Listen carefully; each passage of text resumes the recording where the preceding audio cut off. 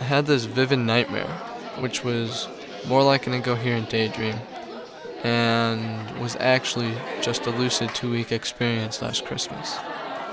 I suffered a detached shock, came to terms with something I thought I understood, realized how wrong my new assertions were, went back to reevaluate, and almost as an afterthought, came away with some vague conclusion, more of an extraneous coda really, that only animals which have sex die.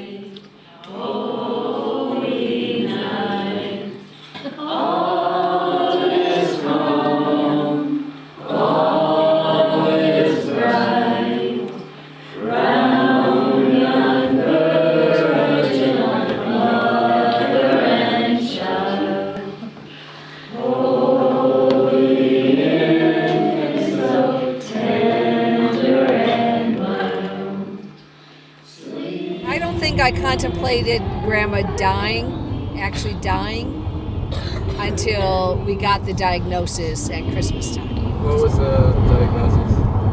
Pancreatic cancer. Yeah, what was going through your head when you found out?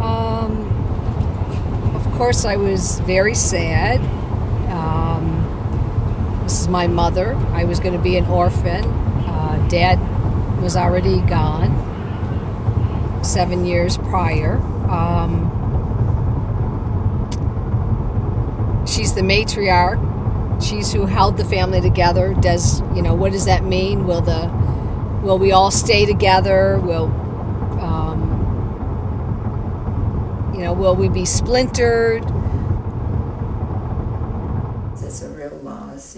She was the last of friends of my age. So it's a real loss. It's a real loss. You accept it, but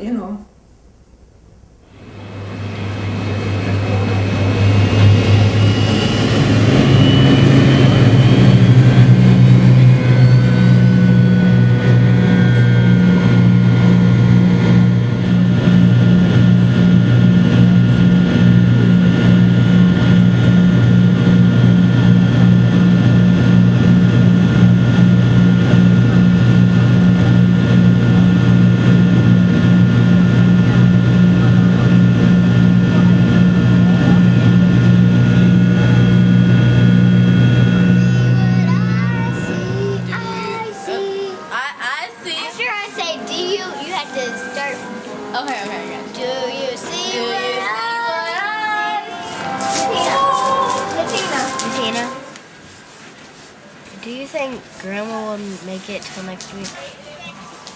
I don't know. Well, next week is Christmas. They said last given at 11:47 a.m. What you take to the pharmacy Yeah. to get filled. The only problem is, I don't know where you can get this Tonight it sounds like we won't. tonight. It's not the end of the world, right? She's already missed one dose. She's going to miss another one for tonight and another one in the morning. Okay. If you have questions or concerns that we need to sort out, we would hope that you would ask us. Or I guess you can do the witness. And then you're going to sign right It's here. another signing. So sick with it. He's got got to the point that everything is an effort. And if you're going to Walgreens, you might as well have them order. Yeah. You probably need my Her card. insurance. Yeah, Greg's getting it, right? You get her card. Yeah, so it's all in here. Okay. Her credit card's in there too if you want to use that.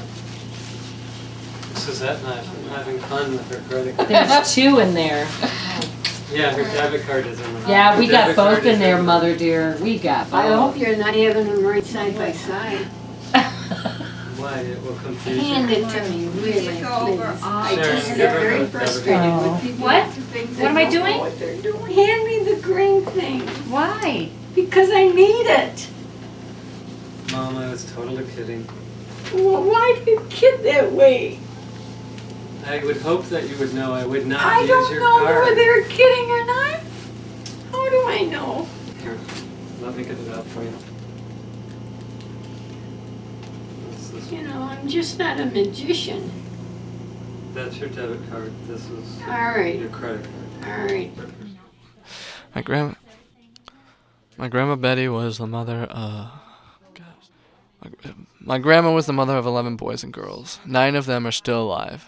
Joe died in a motorcycle accident at age 21. A year and a half later, John committed suicide. He was also 21. You could say the family was somewhat accustomed to tragedies. First time I knew that Grandma was not feeling well was just before her 80th birthday, Halloween. I still thought she would get better. Did you think about the possibility of death? No. Okay. I became more pragmatic than emotional at that point. The first time she was hospitalized, abdominal CAT scan, primary care, metastasized hypercalcemia, the liver, discharged from the hospital. She was not eating much, back in the hospital, retaining a lot of fluid in her legs, very swollen. For a follow-up visit, follow-up appointments, elevated calcium levels. Why is Grandma not feeling well? Swallowing issue, doctor. He did not have any of the records, nor did he have the blood work. She couldn't stand on her own. His comments were, well, she doesn't have cancer. So I think from that point, I kind of knew. And then it was confirmed when she went to the hospital the second time. Then I knew, and she was crying, saying she wasn't ready to die. And I think she knew, too, that I don't know how I'm gonna get in and out of bed because I can't reach this knee.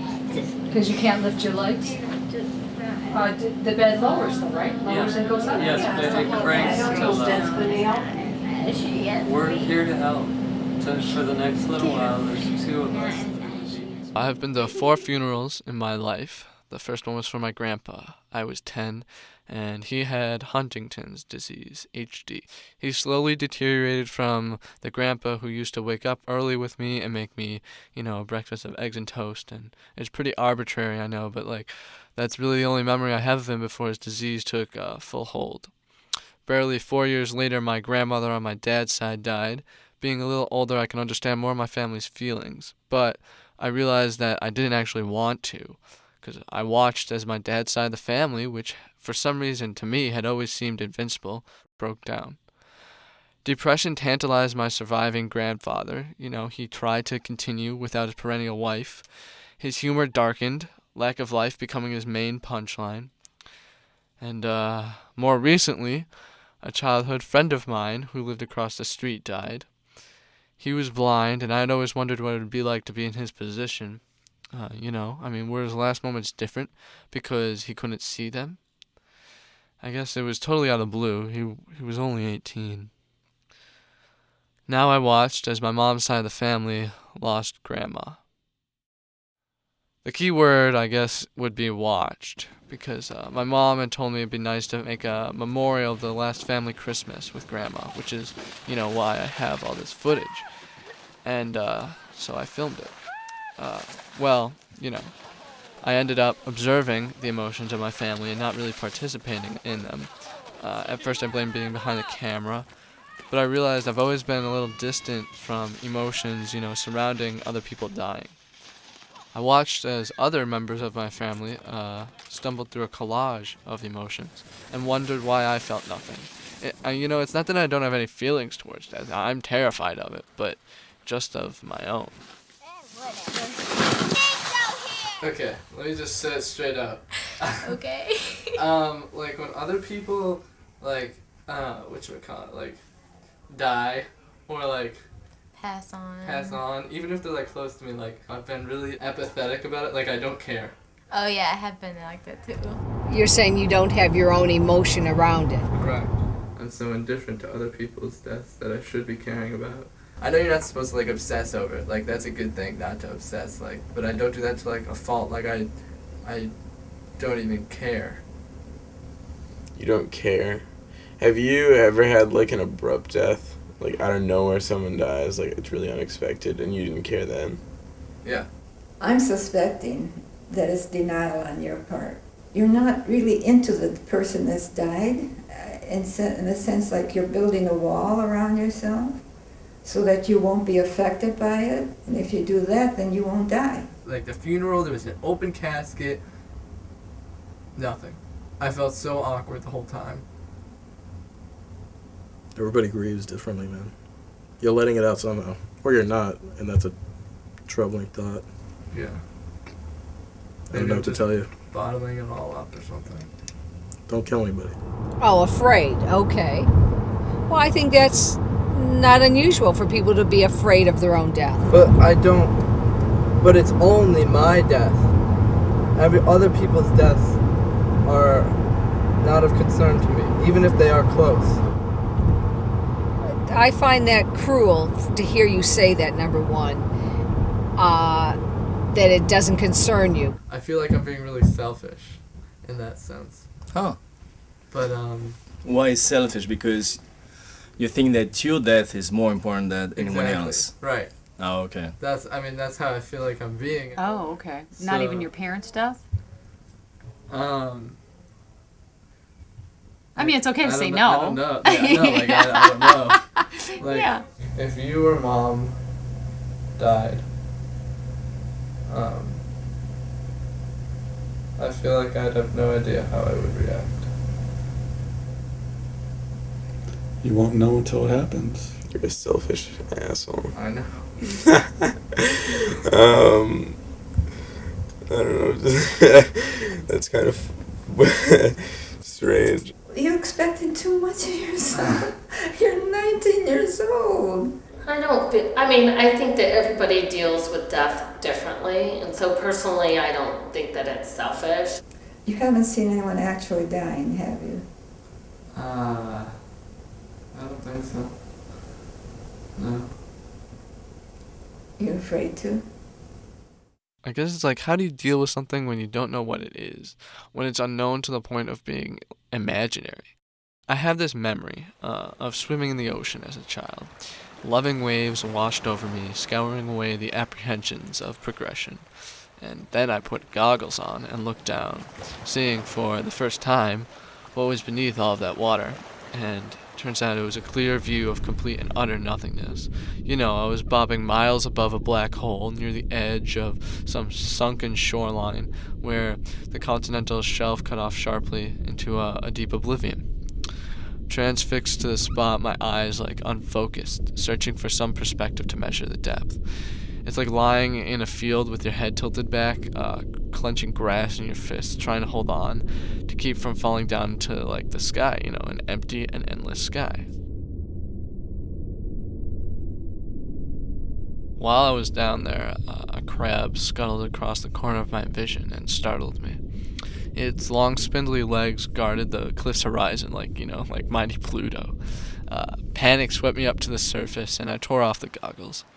Now these waves were violent and threatening and crashing and pushing me into eternal void, bereft Please of... stop recording. Let me at least take a shower or something, please. I feel dirty as hell. So please turn this off. I decided to ask some friends if they also shared my fears of dying. It's just, this is abrupt, you know. My grandmother died. She was very close. I was very close to her. My grandmother died when I was 12.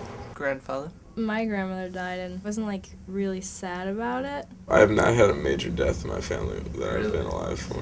Kids at my school died, but no one I knew that closely. So that was just more of everyone walks around depressed for 2 weeks. I didn't really care. I was just sad because my mom was so sad. A little bit. A little. But because I didn't go visit him in the hospital. Oh. Why not? I hate hospitals. It was very emotional very quickly. She wasn't a really big part of my life, so I don't miss her. Slowly faded, I guess. I mean, I still miss her. I remember certain memories. I guess it was just the way she talks, and she used to say funny things, but you know how old people always say the same thing. I just can't remember what it was. A funeral should be a happy thing. It's one of those things where you feel bad, not really when you're on your own, but when you're around a bunch of other people who are feeling worse than you. It just kind of brings you down. It's a huge atmosphere of loss. Well, she was really old. When people are old, they die, so you don't feel as bad. Why do you think that?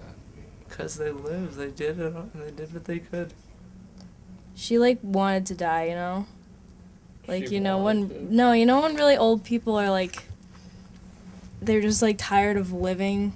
When they're old, I don't know, it seems to be more accepted. It's sad because the mind is still working and you can still remember, oh, I used to be able to, you know, see. And she was legally blind. She couldn't like read or anything.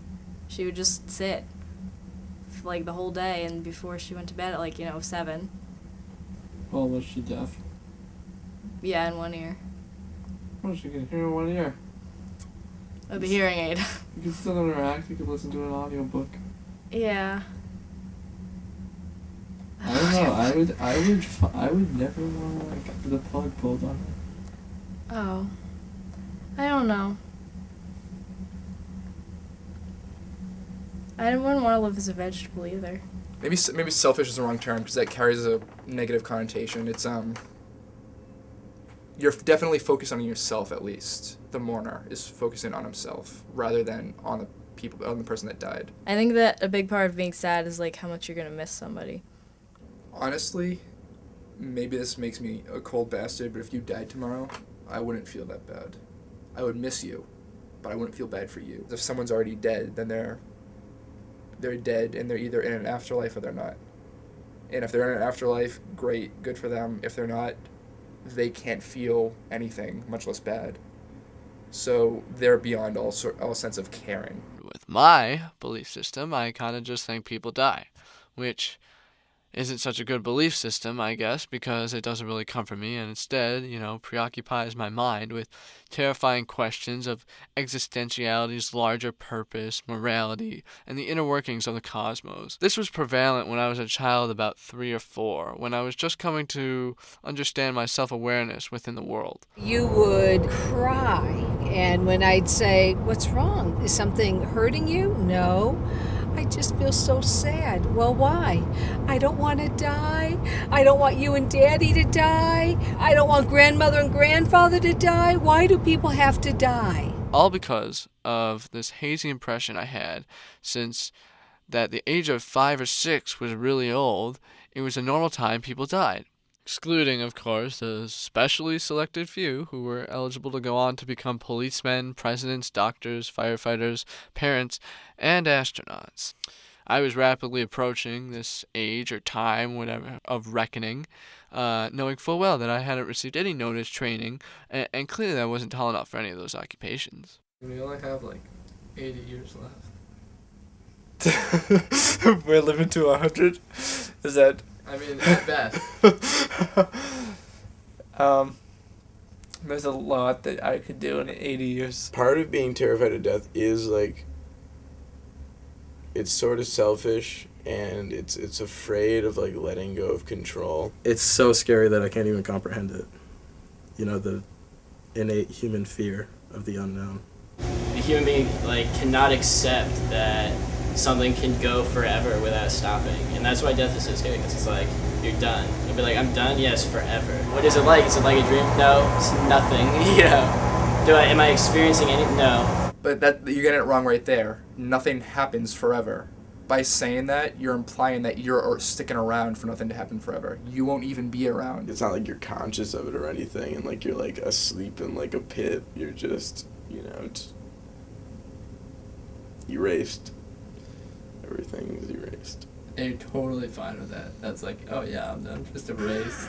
Yeah, I am fine with that. I don't know.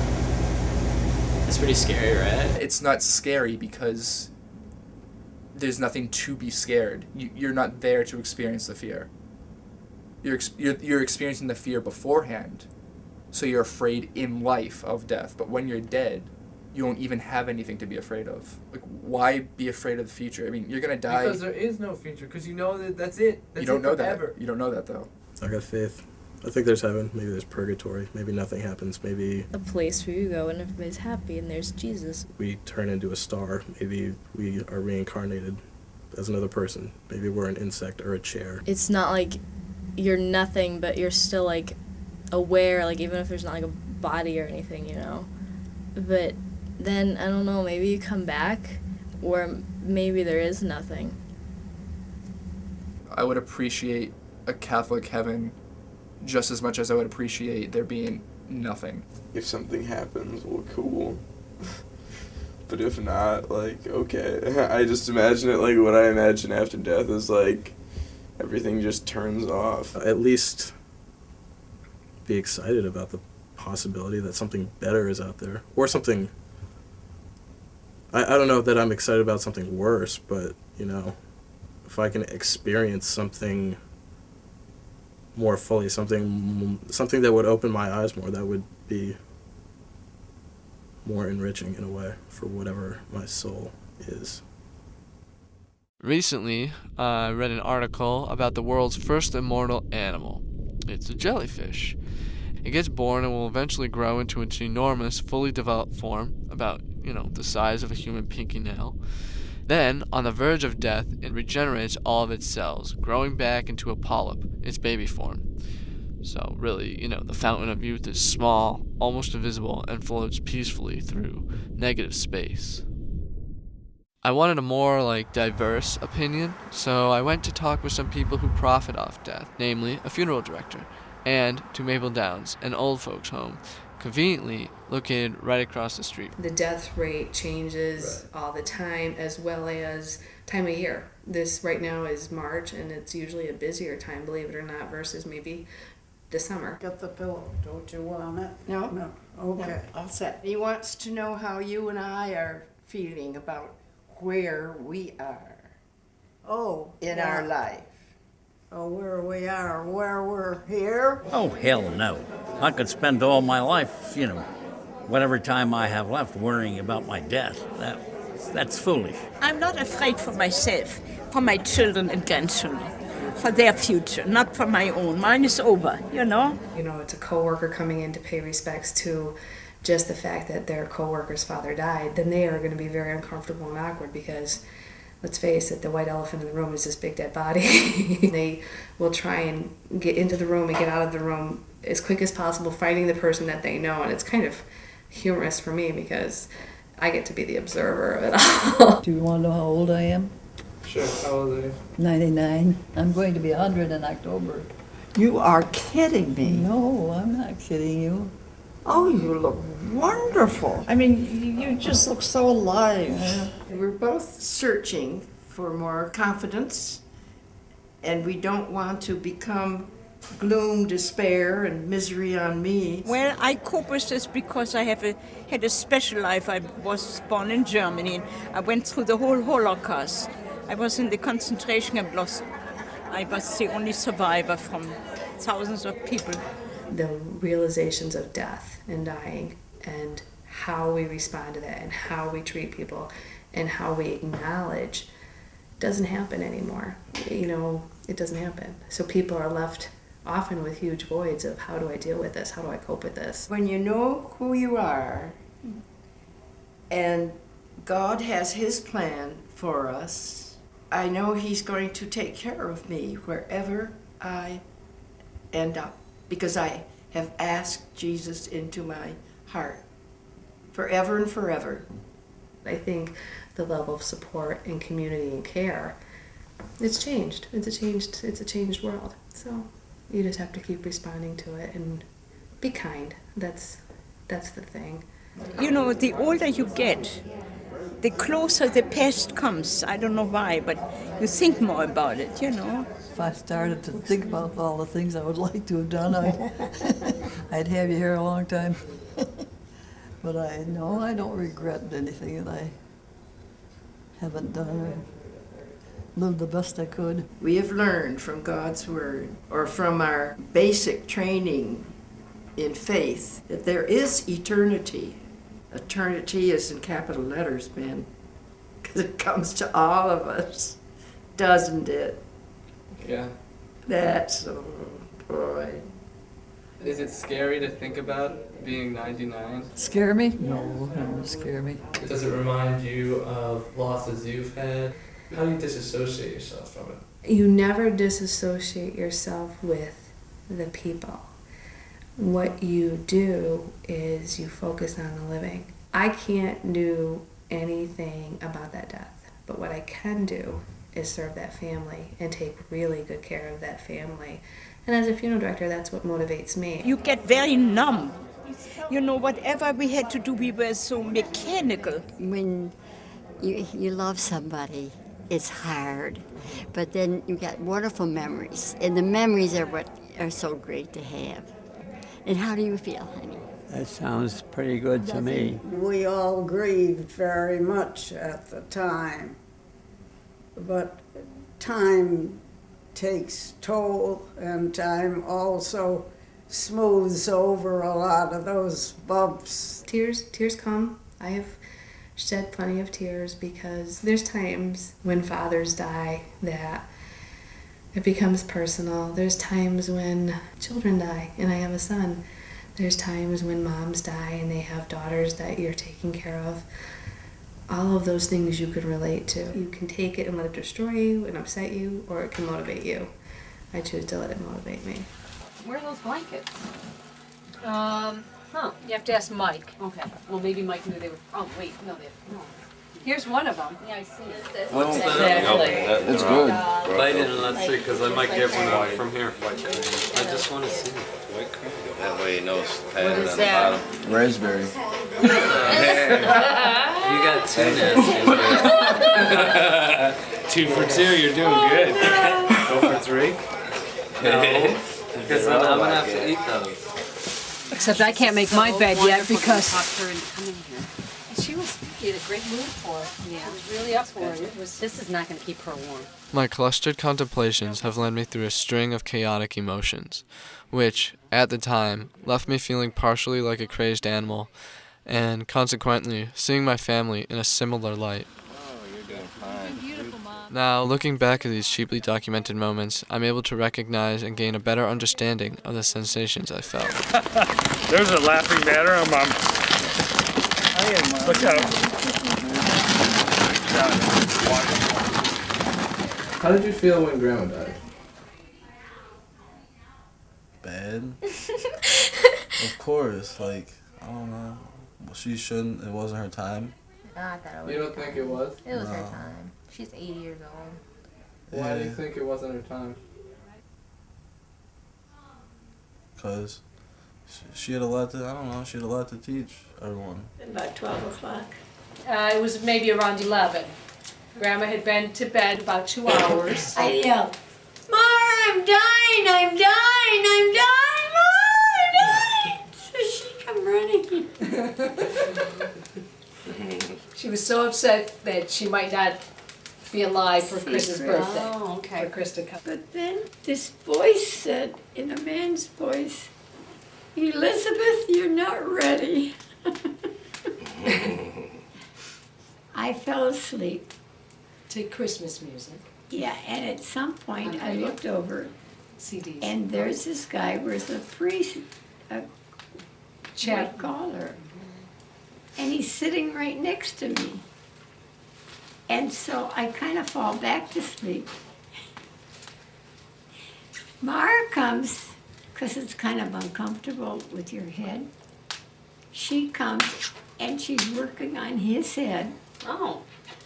And I see sparks, and I'm thinking, oh, this guy will never be the same. The next thing I knew, he was gone. I slept good, too. I slept, what? 4 to 5 hours, yeah. Yeah. And so when I woke up, I told Mara my story. Where's the chaplain was here last night? Yeah, the chaplain was here, and you were helping him with his head, and I could see the sparks. When he first came in, he said, "Is there anything you need from me?" And she said, "No, I just can't sleep." And the next thing she knows, he's sleeping. This is what she's telling me in the morning, okay? He fell asleep. The chaplain had come on Tuesday, and Mike and I were there. Mom was sleeping, so she never met the chaplain. So I'm thinking, wow, this is really interesting. The chaplain came back to her. Mara said, the chaplain wasn't here. I said, But you adjusted his head. No, I did your head, Mom. So she was the priest. oh, Who helped you go to sleep. So anyway, you had to be there. I'm surprised I wasn't. I laughed all day long. It was a miracle. She woke up laughing. I had an experience around your grandmother's death. I have an angel, and I can get it. I want to show it to you. And I have it in my bedroom, and it's been there for years. This is the angel. It was given to me as a gift. And I have it on a nightstand, but it's at the foot of my bed.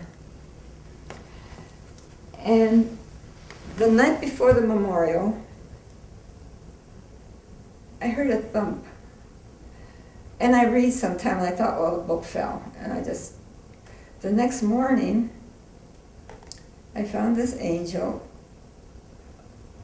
about 18 inches away from the table. I put it back and just banged it, and it would fall right next to the table. So Betty came to me, and I still think that she's, that we can call on her. Hey Chris, is that flashlight working? When Grandma died last year, can you tell me a little bit how you felt when that happened? Sad. Sad? Why? Because Because why? she was part of our family. It makes the day go by slower. What was your favorite part about Grandma? Her charm, Her charm? Like what? Like what? her coming over all the time, What would she do that you like so much about her? visit. Yeah, but like what specifically? When she visited? Talk.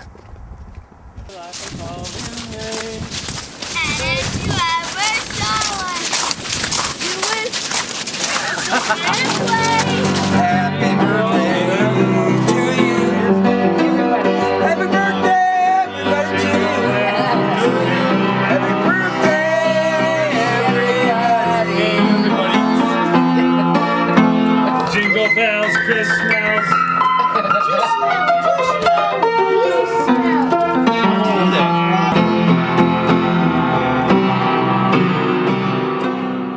There's a strange feeling I get watching this footage.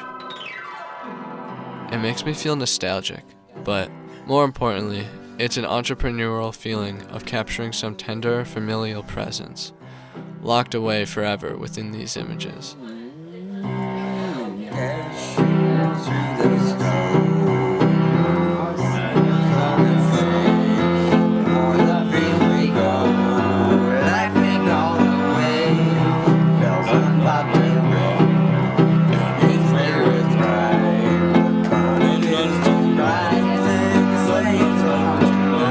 Hey, jingle bell, jingle bell, I'm so graceful. So I have to spin. Oh, yeah, you do. Do I? Step on my face, slamming my name all over the place. I do anything that you wanna do now. I found myself confused from the duality of the situation. On one hand, there was a smiling Christmas celebration, while on the other hand, Grandma was slowly dying in a wheelchair, and she looked miserable.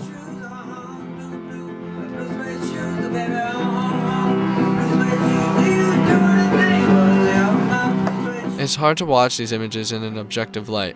I don't know whether I should revel in the comforting presence I find and remember, or if I should shrink back in repulsion from these masked demons and their grotesque charades.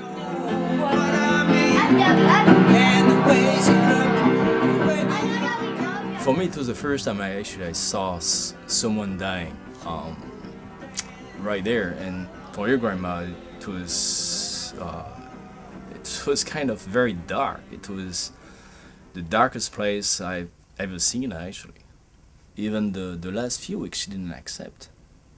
You know, I think it's during the last week she came to the fact that she didn't have any option. I mean, she accepted it.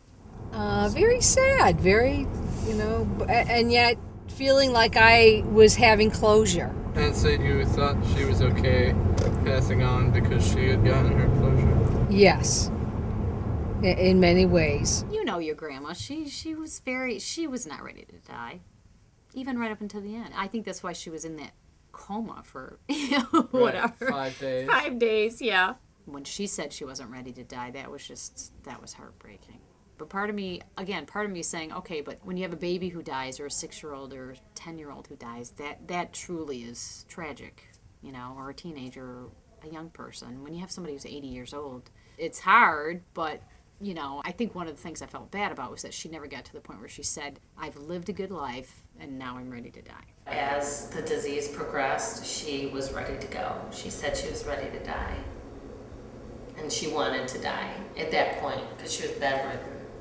So, and she hurt. She was hurting all over. Part of me was like, and I feel kind of bad saying this, and I'll be honest with you, Ben. Hopefully this won't be up on the big screen. I don't know. I mean, to me, she lived a good life. It was hard to hear her say that she was not ready to die. In a lot of ways, it was kind of peaceful. It was kind of like she was ready, and it gave us all time to kind of come to terms and kind of accept it. I really don't think she was ready to die. I really don't think so. I think maybe for them that's kind of a comfort, don't you think? I mean, that's why people believe in God and whatever else. So I think it's just maybe allows them to be at peace. Basically, I moved back to Michigan to be closer to her after Grandpa died. And so after she died, I kind of was in limbo. I wasn't really sure what I was going to do. My biggest fear is that, family wasn't going to kind of keep connected or stay connected or, keep in touch and see each other. Your mom reacted very differently to Grandma's death than I did.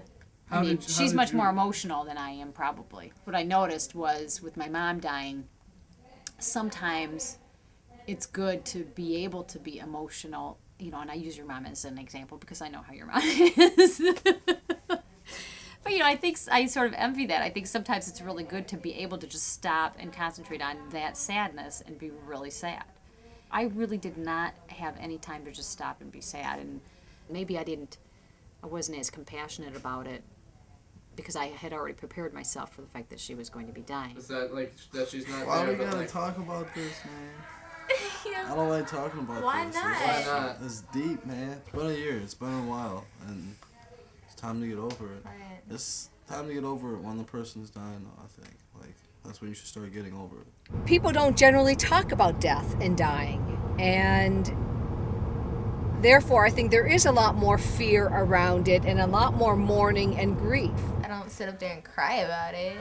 I don't think people should cry, just move on. They died. I mean, not to be mean or anything, but that's just life. The way you don't want to deal is by cutting off yourself, cutting off emotions. One of these days you're going to have a flood. You're going to be crying and crying and crying for all the ones you didn't cry for. How were you able to accept it so easily?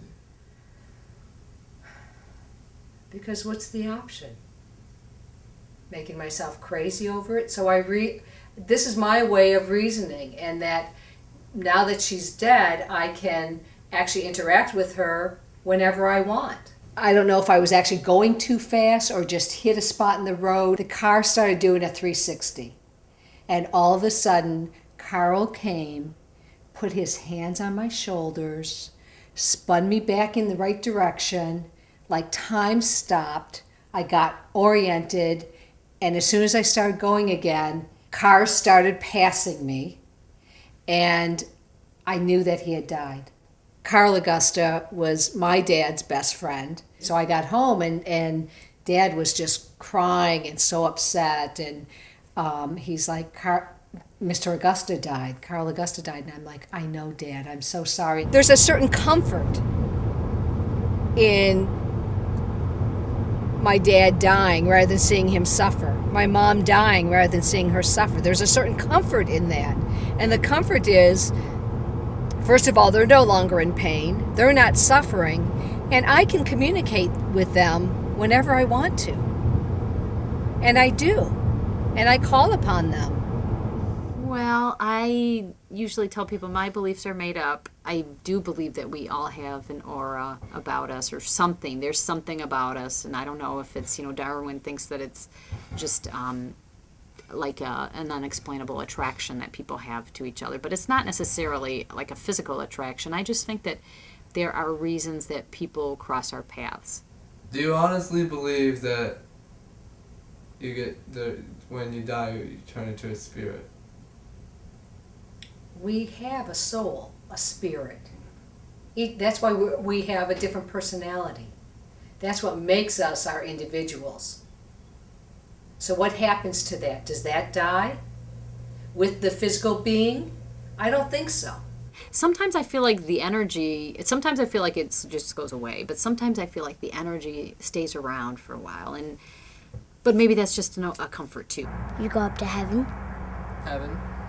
Do you actually believe that, or is that just like what you hear? I kind of believe it, and I kind of don't. I don't necessarily believe in heaven or hell. But perhaps a place that our souls rest and I guess you would say paradise. Like a heaven type of... Kind of, yeah. Although I kind of also believe that you're reborn. I think, well, just matters. So when we die, we just turn into dust. I don't think there's any afterlife. I mean, that is scary because you're like, of course I've thought about that too. What if there's nothing? But I try not to think about that. Your body, it gets buried, and then where the ghosts die, they roam the place. Well, maybe because heaven might not be real. Because right after the sky, there's space, so. Our whole role or our whole mission in coming back each time to the earth is to become even more godlike. And only when we accomplish that do we not need to come back anymore. According to my grandma's wishes, my family went up to Lake Superior to humbly scatter her ashes across its depths. However, apparently it's illegal to scatter the ashes over the Great Lakes waters, and so, under the cover of darkness, we perform this ritual, returning, as it is said, the ashes from whence they came. And the circles and the seasons, they go round and round, and the painted ponies go up and down. We're captive on a carousel of time. We can't return, we can only go back behind from the came and go round and round in the circle. You may have some sadness, maybe you don't have any sadness, but you don't necessarily have fear. I don't fear my loved ones dying. I will be saddened. I am saddened by it, but I don't fear it. I think we tend to fear our own death. I haven't accepted that fact that one day I'm gonna die. And I don't know when. I don't know when I'm gonna be able to accept it. I would choose to live forever. Because, I don't think anyone wants to die. Unless you believe that, there is a life after death, in which case you're not really dying. You're dying here, but... I don't know. I think it'd be kind of lonely if you live forever. Die at an old age. Why is that?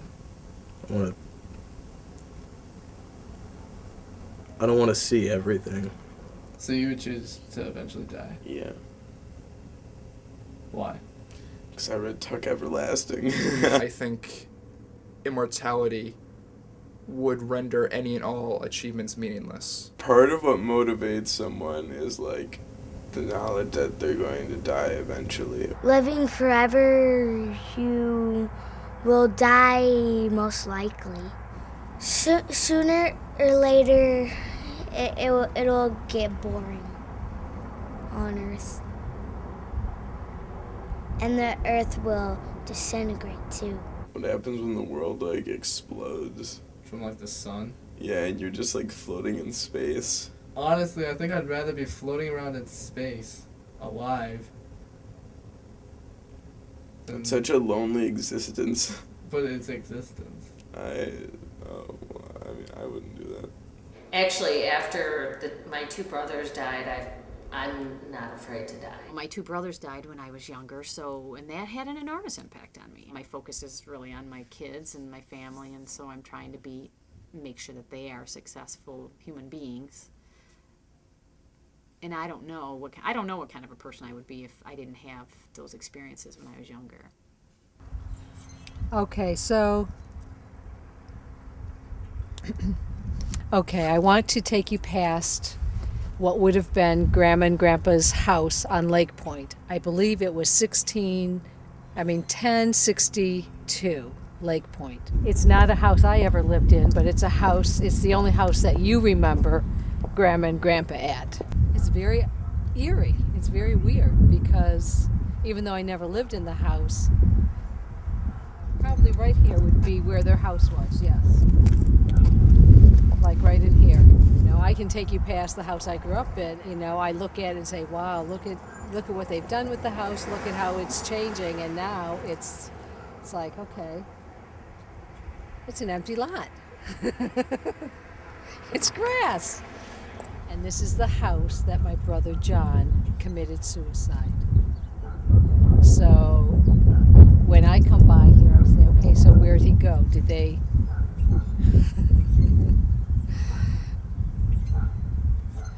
What do you mean? They really got rid of his spirit in that house. One of my brothers had a lot of unresolved issues and things that I don't think he could deal with in life, and so he died. He killed himself, and I think that was, I know this sounds so horrible, but for him that was better than having to live and deal with what was coming his way. I mean, this is an attractive, hopefully it'll be a nice little community. Okay? You want to know what I'm afraid of? Yeah. That I'll be forgotten. Like, completely, like you die and then you're erased. Like, if you don't have anything left. Hey, Mom. Oh, I did more than figure skating. I swam. I was in the swimming team. You were, I know, I remember that. I remember you used to skate on Lake Superior a lot. Oh, you know it. You and Aunt Dar. We used to jump over there was a, The part that didn't freeze? yeah. And we used to jump over that. Oh, boy. That was dangerous. Yeah, it was dangerous. We did a lot of dangerous things. You used to skate every morning before school, didn't you? Oh, that was in March. Yeah. My mother wanted us to be movie stars. Or famous skaters, anyway. Well, she wanted us to be something. Yeah. Well, you are something. I know, it never occurred to her that I'd be a social worker. Yeah. We'd go skating in March when the ice wasn't freezing good. And we'd go in the morning before school. Uh-huh. We'd figure skate and play around, actually. Yeah. But it was still practice. Oh yeah, but we'd play around, try to make up games. We didn't really practice. We'd go to Marquette. Oh. And we'd skate in the carnival. We skated in the program. Huh. I also did acrobatics on the stage. Oh, and I did a swinging.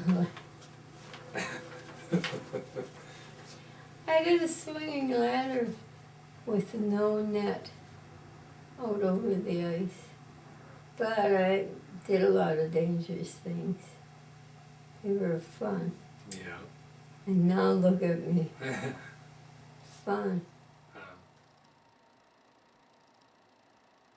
So I don't have an end for my film. It just seems to go on and on and on and on and on and on. I also can't form a substantial definition of death and its pros and cons, nor do I have any conclusive thoughts for my indifference, other than this half-true guess. Watching my family members interact with one another, I can see like little remnants of my grandma's personality, passed down like little heirlooms. In a way, she's still here, by the mere fact that we, her descendants, are alive to remember her and possess her various personality quirks. So it's not sad, because we never actually leave, as long as we leave someone behind. The people that we touch, I mean, that's what's important on this earth, I know my mom wanted to make a lot more contributions to humanity, and I know that she was that type of a person. But to be able to look over your 80 years of life and say, I've touched so many people in a positive way, that's remarkable. I guess the legacy is that you are still alive through the people that you've connected with in your lifetime, right? Your life is constantly letting go. We're constantly dying and being reborn, whether we know it or not. When you're conceived, you're growing within the womb. And then suddenly you're on your own. So you're dying to one way of being and evolving to another way of being. Same thing happens when you stay at home and then go to kindergarten and to high school. Or you get married or whatever your vocation. It's a constant dying and being reborn. Okay, once you die, what do you think, comes after death? And I said nothing. And I think there's nothing after death. But the other thing is, we come from nothing. I mean, our consciousness is, we were nothing before. So, the question is if from nothing you can become something, and nothing comes after death, then is it possible to be conscious once more, or, again, in some ways? So, it's just a question mark.